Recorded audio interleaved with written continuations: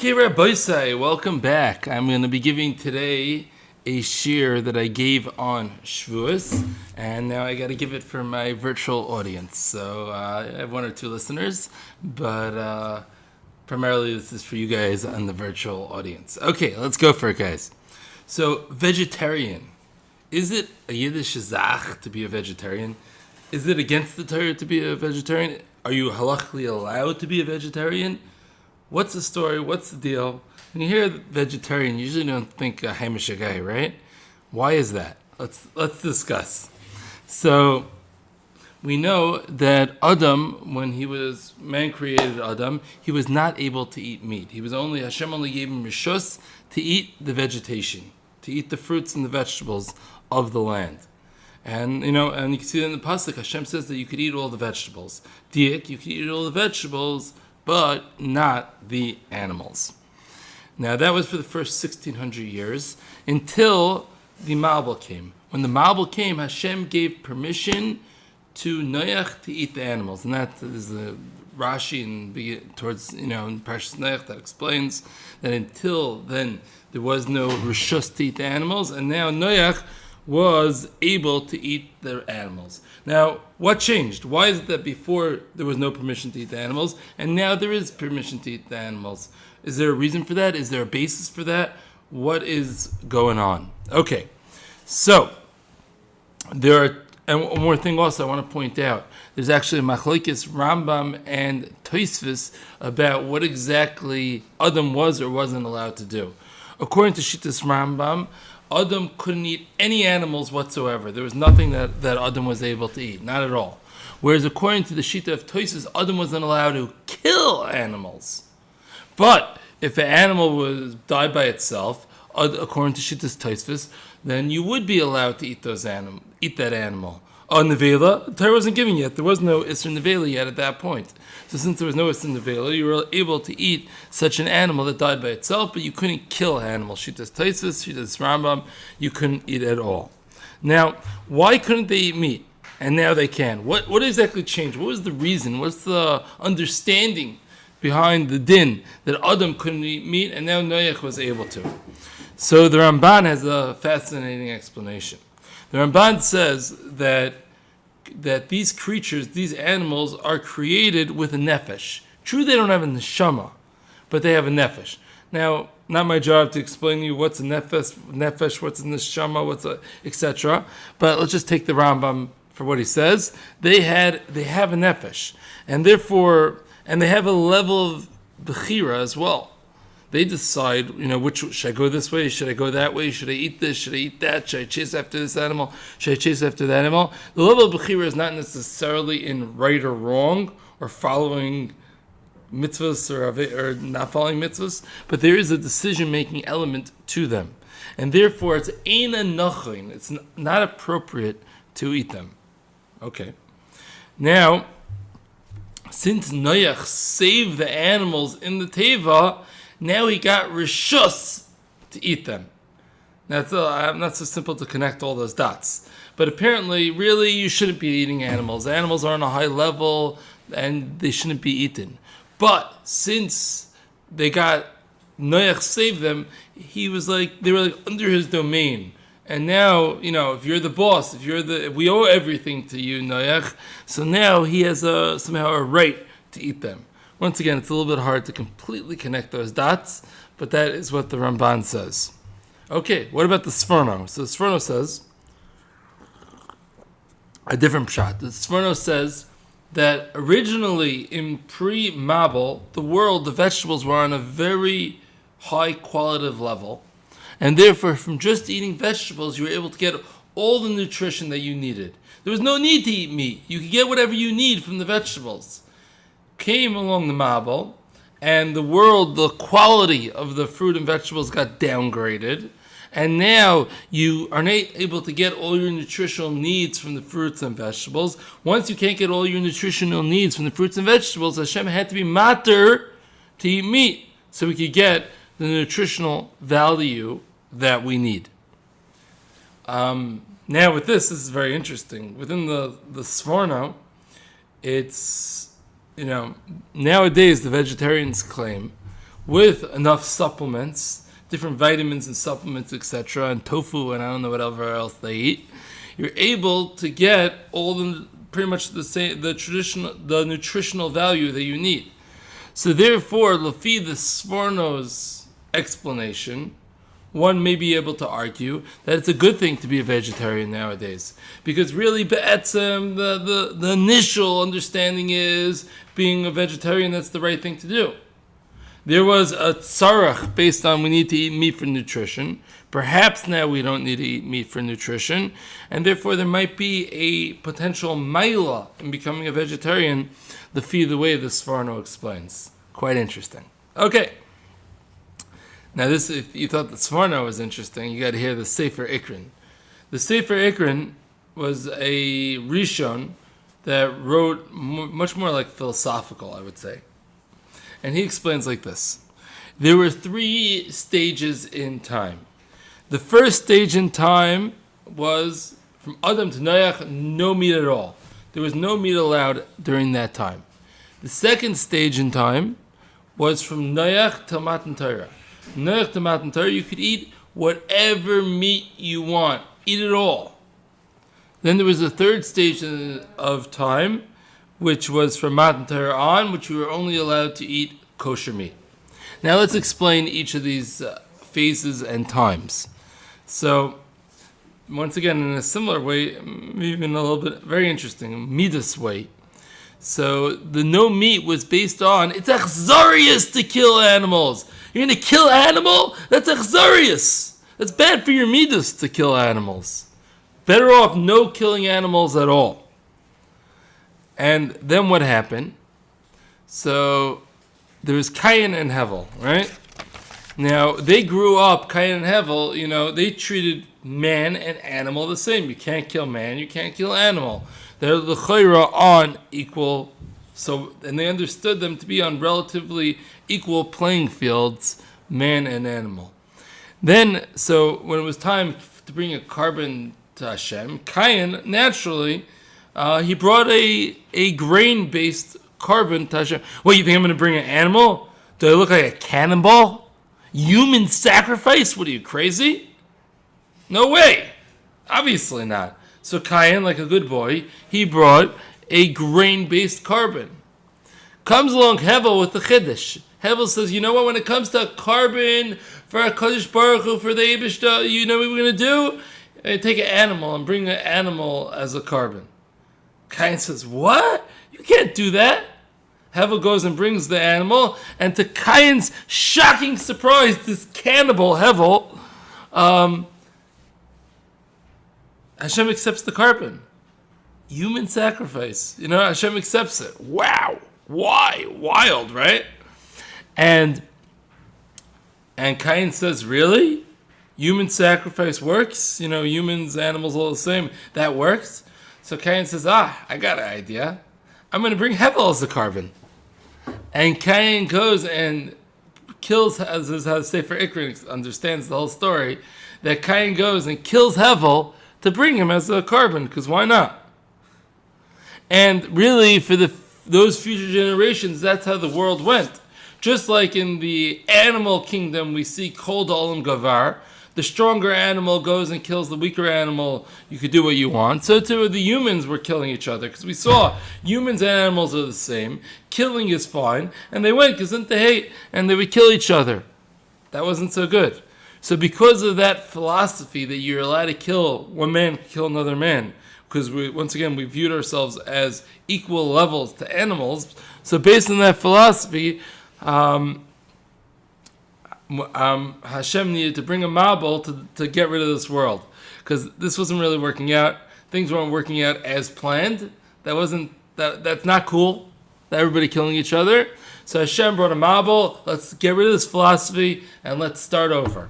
Okay, so time to start over. So now Hashem told Noach, do me a favor. Let's get this time. Eat animals, okay? I want you eating animals. Because, once again, if you don't eat animals and you treat animals to be on this lofty level, you're going to end up equating animals and people. So therefore, Hashem told Noach, you could eat animals. So Hashem wanted to be clear to the world that humans and animals are not on the same level. Fine. Now, then the Torah was given, and we were limited to eat only the animals that were good for our midas. Or not necessarily that they're good, but don't eat the animals that are bad for your midas. Apparently the non-kosher animals are bad for your midas, so those got taken out of the diet. Okay, so interesting. And the Sefer Ikrin has one more point which is pretty wild. He says that the allowance to eat meat was only said Keneged HaYetzer, similar to the Yafas Tar, which really in a theoretical lichatchila world there would be no meat to be eaten. It's just that we saw that it's not going to work out, so we gave you to eat meat. It wasn't going to work out. It would have ended up with killing to not eat meat, but the real lichatchila is no meat. That's what the Sefer Ikrin writes. Okay. There's a Gemara in Pesachim, a Mishnah.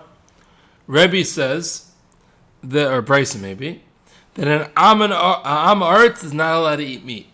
Only a Talmid Chacham can eat meat, and Am Haaretz cannot eat meat. Not halacha l'maisa, but why? Why in the world would a Talmid Chacham be allowed? And I'll tell you, it should be the opposite. If you're going to tell me that, eating meat is like a lower level or bad for your midas or something like that. So the Talmid Chacham should be the Baal Nefesh Yachmer, right? Why is it that a Talmid Chacham can eat meat and the Am Haaretz can't? So the Maharsha explains, just, more of a Baal Batish pshat. He explains, when it comes to eating meat, there's tons of halachas. We know that there's, you have to do shchita, you have to do, be baidik the lungs. You have to do nikar agid. You have to do, malicha. There's a lot that needs to be done. And then you have to cook it without milk, obviously. There's a lot of halachas involved in making, in having meat. A Talmid Chacham who knows what he's doing, he could have meat. Am Haaretz, who's not going to be able to do all these halachas correct, can't have meat. So that's the pshat of the Maharsha. But however, the Kli Yakar has more of a Hashkafa pshat to this. The Kli Yakar says that he takes more at face value. You need to be at a high level to eat meat. You have a right to eat a level below you. So if you act like a chashav adam, you have a right to eat animals, which is a level below you. And in fact, when you eat that lower level, you're elevating it. Gavaldik. But if you're an Am Haaretz, and your life is the life of a behemoth, so therefore you're not elevating this meat by eating it.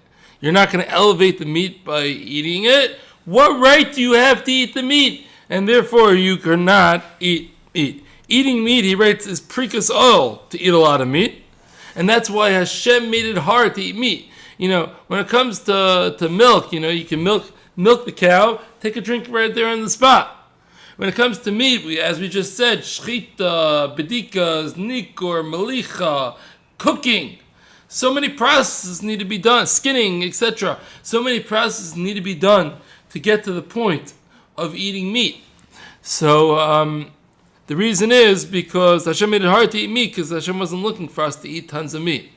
It doesn't sound like the Kli Yakar would have been the biggest fan of all-you-can-eat meat places with good hashkachas. Doesn't sound like that would fit into the Kli Yakar's, comfort zone.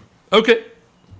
Rav Chaim Vital says that the Arizal only ate meat on Shabbos. He wouldn't eat meat during the week, and he only ate meat on Shabbos because of these reasons. It's a loftier thing that you're not supposed to. You're not supposed to eat. It's a loftier thing not to eat meat. Why did the Arizal eat at all? If it's on a loftier level, not eating meat, why did he eat on Shabbos? Why did he just not eat at all? L'meisa, there were gilgulim that need to be eaten. And listen, you have to make some time to eat those gilgulim. So for all those people that need to eat gilgulim, make sure you make time, and I guess Shabbos is a good time. That's what the Arizal seemed to think. Okay, Rabbi Yaakov Kamenetsky said being a vegetarian is not against Torah values. It's not against Torah values to be a vegetarian, because l'maisa there's an element of ritzicha in eating meat.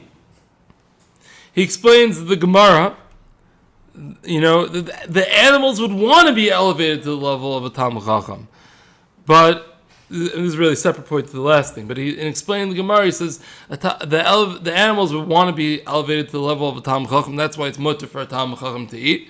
However, the animals wouldn't be interested to be elevated or not elevated to the level of Am Haaretz, and therefore they would not be interested. Okay.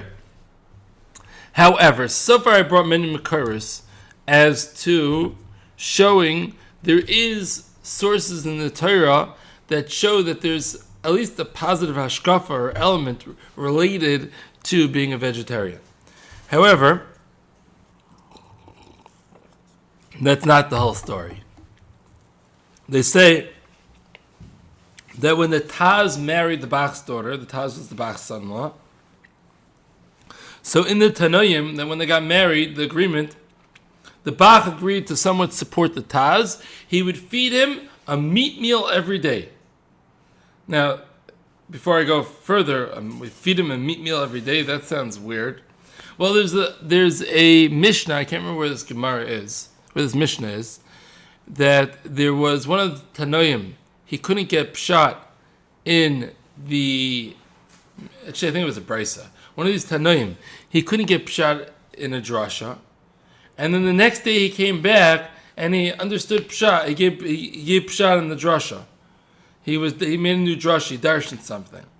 And they asked, Mayai, what's going on? You're the same fellow, right? Why is it yesterday you couldn't figure it out and today you could? And he said, last night, ochel tura.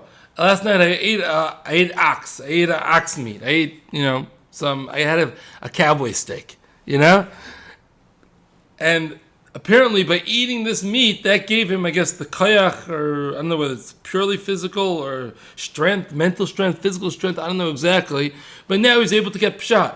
Apparently the meat was able to give him the koyach to get that deeper or more correct pshat in that drasha. Okay, so we see already from Tanaim, there's a concept of meat giving value. So back to the Taz and the Shach, the Taz and the Bach. So the Bach promised the Taz, he wants his son-in-law to steig, become the Gadol. So I'm going to feed him meat every day. Then the Bach ended up having some financial difficulties, and instead of a nice geschmack, a piece of meat, he started feeding him a piece of cow lung, which is, not geschmack, very low quality, cow lung. So the Taz brought the Bach to Bezdin. He said, he told me that I'm getting cow meat, and now he told me I'm going to get cow meat, and then now is lung meat good enough? And the Bezdin paskined that lung meat is still considered meat, and therefore that's okay what the Bach is doing. The Taz was very relieved that he only brought him to Bezdin because he didn't want there to be a tainim and a shmayim on the Bach for not feeding the meat. So therefore the Taz was very relieved that it was okay the lung meat. Let me ask you a very basic question on this story, which I thought right away, and everybody else I think. Why wasn't the Taz just Michael Zayn? Okay, so this is a financial requirement, the supplying meat. Surely the Taz could say to the father-in-law of the Bach, instead of bringing him to bed, if he was really happy about it, so instead of bringing him to bed din Torah, say, Michael, it's okay, you don't have to pay me the meat. Answer, because the Taz knew that would be good for his learning. And therefore he felt he didn't have a right to just say, I don't care. He knew that the meat would be a positive for him, and therefore he wanted to be able to continue having the meat. We see all over Gemaras, all these Tanaim are busy eating an igla tilsa all over the place, some calf who's 3 years old in the third generation or whatever exactly Egel Tilsa is, the most geschmack piece of meat. Maybe it was only for Yontif, maybe it was only for Sudas Mitzvah, I don't know. But you see that they're very busy eating this. You see there's Tanaim busy preparing the meat for the Shabbos meals. There seems to be, definitely from our sources, they were involved in eating meat. Seems to be the standard mahalach. Furthermore, through the generations, we see the people, they were, we ate meat. Yidden ate meat. So that seems to be what the accepted mahalach has been. There's a fascinating Rav Kook. The Rav Kook writes, in an ideal world, we would not eat meat. Based on the previous sources that we discussed. And it will, here's what he says, in the future world, when we have the next Beis Hamikdash and Mashiach, etc., it will go back to the times of no meat. We will be vegetarians again. It will go back to no meat. Oh, what about the karbanas? All the karbanas will be like a carbon mincha. There will no longer be meat-based karbanas. All karbanas will be grain-based mincha, flour, whatever it is. Because that is the lechatchila. That's what Rav Kook writes. Rav Kook got a lot of flack from this. All the Gedolim, etc., they did not take on and agree with this statement of Rav Kook, and that is not what was followed Lamaisa, but it's something that's still very fascinating. Now, there's another thing that you might be thinking. Okay, let's say a guy wants to become a vegetarian because he holds of all those mailas. Which, once again, I'm saying there are real sources for these mailas, and I did say that Rabbi Yaakov Kamenetsky says he's not intrinsically against being a vegetarian.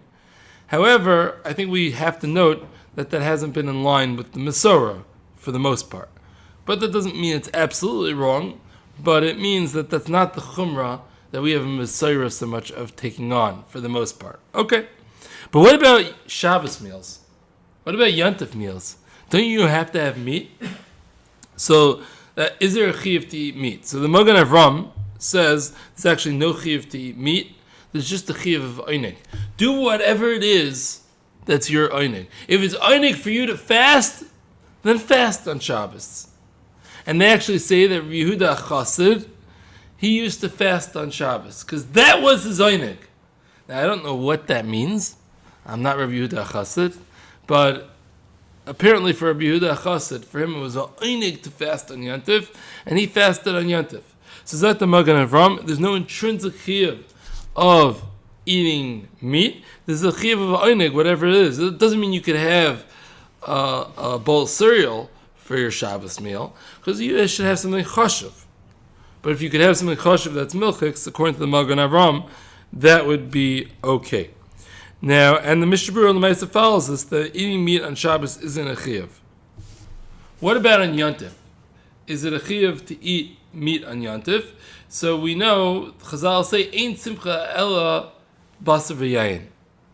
The only simcha is having meat and wine. And we know, on Yontif we have a chiyuv, v'samachta b'chagecha. There's a chiyuv of having simcha on Yontif. So there's a chiyuv of, Chazal say, of basar v'yayin. Ein simcha el basar v'yayin. However, so according to the Rambam, therefore there's a chiyuv of having meat on your Yontif meal.